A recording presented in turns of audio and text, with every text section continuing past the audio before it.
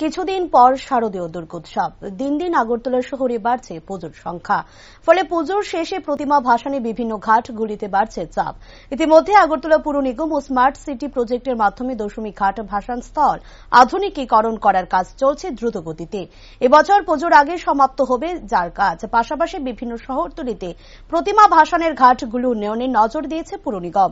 বুধবার পুর নিগমের মেয়র দীপক মজুমদার, বাধারঘাট এলাকার বিধায়িকা মীনা রানী সরকার, কর্পোরেটর বাপ্পি দাস, কর্পোরেটর অঞ্জনা দাস গঞ্জারি এলাকায় হাওড়া নদীতে ভাসান স্থল ঘুরে দেখেন। সেখানে শহর দক্ষিণাঞ্চলে প্রায় 30 থেকে 40টি প্রতিমা প্রতি বছর দশমীতে নিরঞ্জন করা হয়। ফলে জায়গাটির উন্নয়নের প্রয়োজন রয়েছে। সে কারণে মেয়র জায়গাটি পরিদর্শন করেন এবং পুজোর আগে প্রতিমা ভাসানের যেন কোনো প্রকার অসুবিধে পড়তে না হয় সে ব্যবস্থা করার আদেশ দেন তিনি।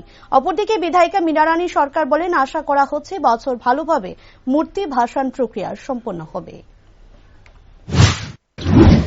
আমাদের সামনে আসন্ন দুর্গা উৎসবকে সামনে রেখে দুর্গা উৎসবের নির্বিঘ্নে ভালো হয় গতবারে যেভাবে আমরা করেছি, সেক্ষেত্রে নিরঞ্জনের ক্ষেত্রেও আমরা সমস্ত দশমী ঘাটগুলি, মেইন দশমী ঘাট যেটা আছে এবং যেমন আজকে গজারে এসে এবং বিভিন্ন জায়গায় আমাদের আগরতলা শহরে বিভিন্ন জায়গায় দশমী হয়।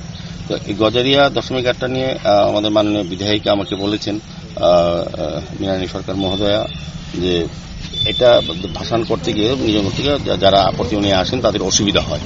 তো গতবার অসুবিধা লক্ষ্য করেছেন, এবার যাতে অসুবিধা না সুবিধা হয় করতে, সেই কারণে আমরা আজকে মাননীয় বিধায়িকা, ওয়ার্ডের যিনি কর্পোরেটর অঞ্জনা দাস, আমার এমআইসি মেম্বার বাপ্পি দাস সহ আমরা সবাই আজকে পরিদর্শনে এসেছি এবং এটা আমাদের ইঞ্জিনিয়ারদের বলা হয়েছে আগামী 7 দিনের মধ্যে যাতে কাজ শুরু করা যায়, যাতে সুন্দরভাবে প্রতিমা নিরঞ্জন করা, প্রায় 30-40টি এই এলাকার সমস্ত মা দুর্গার প্রতিমা নিরঞ্জন করা হয়। সেক্ষেত্রে আমরা কিন্তু আজকে বেরিয়েছি। তা আমি চেষ্টা করব পুজোর আগেই যাতে সুন্দর করে সবটা কাজ করা যায়, যাতে সুন্দরভাবে নিরঞ্জন করা যায় মার প্রতিমা। সেদিকে লক্ষ্য রেখে আসার আগরতলা আমরা কাজ শুরু করেছি। আজকে বিধায়িকার সঙ্গে নিয়ে আমরা বেরিয়েছি। গজারিয়া আমাদের যে এখানে প্রত্যেক বছর দুর্গাপুজো উৎসবের পরে আমাদের মূর্তি প্রতিমা বিসর্জন হয়।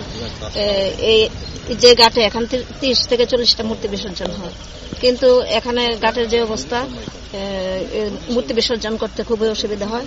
আমাদের মাননীয় মেয়র সাহেব আছেন এখানে, উনি এটার ব্যবস্থা করে দিচ্ছেন। আমাদের ওয়ার্ডের কর্পোরেটর আছে অঞ্জনা দাস, এমআইসি বাপ্পি দাস আছে, সবাইকে নিয়ে যাতে সুন্দরভাবে হয় উনি দেখছেন। 7 দিনের মধ্যে কাজটা ধরার কথা বলেছেন, তাই আমরা খুশি এখানে সবাই। আর মূর্তি এবার আমরা আশা করছি ভালোভাবে বিসর্জন হবে।